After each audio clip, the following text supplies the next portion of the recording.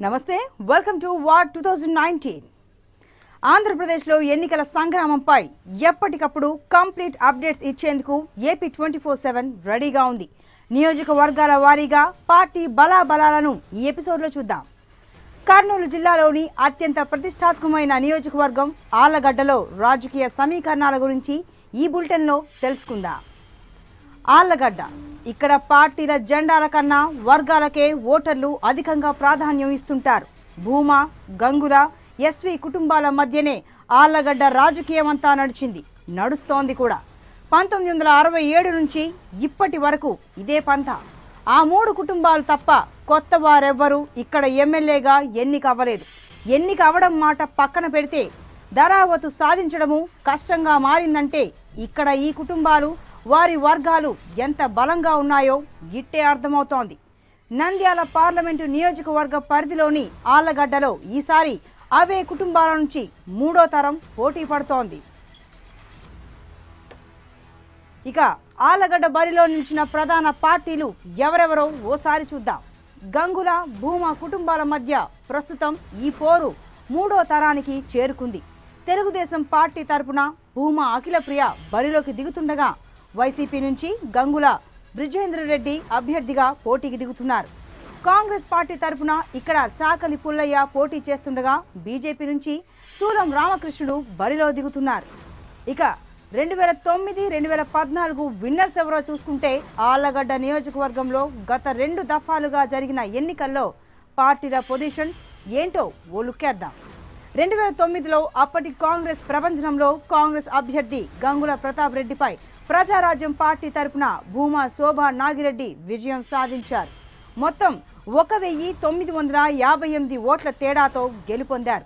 2014లో YCP తరపున పోటీ చేసిన శోభా నాగిరెడ్డి సమీప టీడీపీ ప్రత్యర్థి గంగుల ప్రభాకర్ రెడ్డిపై భారీ మెజారిటీతో అంటే 17,928 ఓట్ల తేడాతో ఫ్యాన్స్ స్పీడ్ పెంచారు. ప్రస్తుతం ఇక్కడ ఈ 2 ప్రధాన పార్టీల నుండి విజయం ఎవరిని వరిస్తుందన్నది ఉత్కంఠ రేపుతోంది. ఇక ఓటర్ల విషయానికి వస్తే ఆళ్లగడ్డ నియోజకవర్గంలో 2014-2019 సంవత్సరాల మధ్య వచ్చిన ఓట్ల వ్యత్యాసాన్ని ఓసారి పరిశీలిద్దాం. ఆళ్లగడ్డ ఎమ్మెల్యేగా శోభా నాగిరెడ్డి హ్యాట్రిక్ విజయం సాధించారు. 1997 ఉప ఎన్నికల్లో టీడీపీ తరపున గెలుపొందిన శోభా నాగిరెడ్డి ఆ తర్వాత 1999లో మళ్ళీ అదే పార్టీ తరపున గెలిచారు. 2009లో పీఆర్పీ నుంచి బరిలో దిగి హ్యాట్రిక్ విజయాన్ని ఆమె ఖాతాలో వేసుకున్నారు. 2012లో జరిగిన ఉప ఎన్నికల్లో వైసీపీ తరపున మళ్ళీ విజయ బావుటా ఎగురవేశారు. 2014 ఎన్నికల్లో కూడా అదే పార్టీ నుంచి అభ్యర్థిగా బరిలో నిలిచారు. నామినేషన్ వేశాక రోడ్డు ప్రమాదంలో శోభా నాగిరెడ్డి మరణించిన 17,842 ఓట్ల మెజారిటీతో విజయం సాధించారు. ఆ తర్వాత జరిగిన ఉప ఎన్నికల్లో అఖిలప్రియ వైసీపీ తరపున బరిలో నిలవడంతో ఏకగ్రీవంగా ఎన్నికయ్యారు. ఈ నియోజకవర్గంలో 2014లో 2,21,178 మంది ఓటర్లు ఉంటే ప్రస్తుత ఓటర్లు 11,384కు తగ్గడంతో వారి సంఖ్య 2,09,794కు చేరింది. ఈసారి ఆళ్లగడ్డ ఓటర్లు ఏ పార్టీకి పట్టం కడతారనేది కీలకాంశంగా మారింది. నియోజకవర్గంలో బలిజలు, బీసీలు అధిక సంఖ్యలో ఉన్నారు. వీరు మొదటి నుంచి భూమా కుటుంబానికి మద్దతుగా ఉన్నారు. ఎస్సీలు, మైనారిటీలు కూడా చెప్పుకోదగ్గ సంఖ్యలోనే ఉన్నారు. వీరే ఈ ఎన్నికల్లో కీలకంగా మారనున్నారు.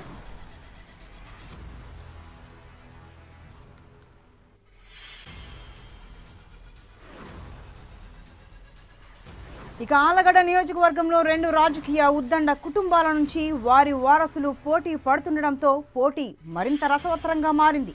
ఇక్కడ 2 పార్టీల అభ్యర్థుల గురించి ఓసారి తెలుసుకుందాం. భూమా అఖిలప్రియ తాత ఎస్వి సుబ్బారెడ్డి 1972లో స్వతంత్ర అభ్యర్థిగా గంగుల బ్రిజేంద్రరెడ్డి తాత గంగుల తిమ్మారెడ్డిపై గెలుపొందారు. 1992 ఉప ఎన్నికల్లో అఖిలప్రియ తండ్రి భూమా నాగిరెడ్డి టీడీపీ తరపున పోటీకి నిలబడి బ్రిజేంద్రరెడ్డి తండ్రి గంగుల ప్రభాకర్ రెడ్డిపై 10,307 ఓట్ల మెజారిటీతో గెలుపొందారు. ప్రస్తుతం అఖిలప్రియ, బ్రిజేంద్రరెడ్డి సార్వత్రిక ఎన్నికల్లో పోటీ పడుతుండడంతో ఆసక్తి నెలకొంది. ఇక ఆళ్లగడ్డలో టీడీపీ పార్టీ సానుకూల, ప్రతికూల అంశాలను ఓసారి చూద్దాం.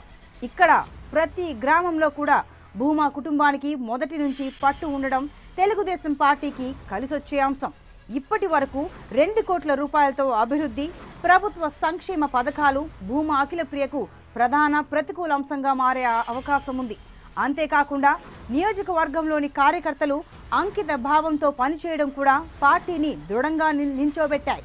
సమీప బంధువు ఎస్వి మోహన్ రెడ్డి, ఎస్వి జగన్మోహన్ రెడ్డిలు టీడీపీని వీడి గంగుల వర్గానికి మద్దతు ఇవ్వడం, గత ఎన్నికల్లో అత్యధిక మెజార్టీ ఇచ్చిన ఉయ్యాలవాడలో ఇప్పుడు ఆ పరిస్థితి లేకపోవడం కూడా ఓ రకంగా పార్టీకి బలహీనతగా చెప్పుకోవచ్చు.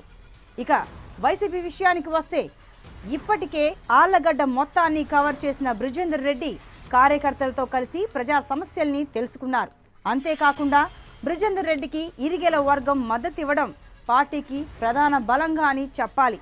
అంతేకాక ఏడాదిన్నర నుంచే నియోజకవర్గ సమస్యలపై బ్రిజేందర్ రెడ్డి పట్టు సాధించడంతో ఆళ్లగడ్డపై ఈసారి వైసీపీ జెండా ఎగరడం ఖాయమని ఆ పార్టీ శ్రేణులు ధీమాగా ఉన్నారు.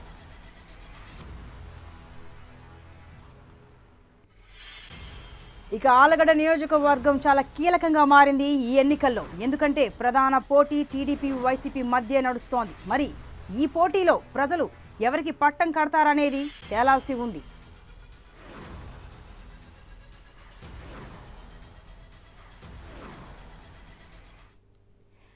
ఇది ఆళ్లగడ్డ నియోజకవర్గానికి సంబంధించి కంప్లీట్ పొలిటికల్ అనాలిసిస్.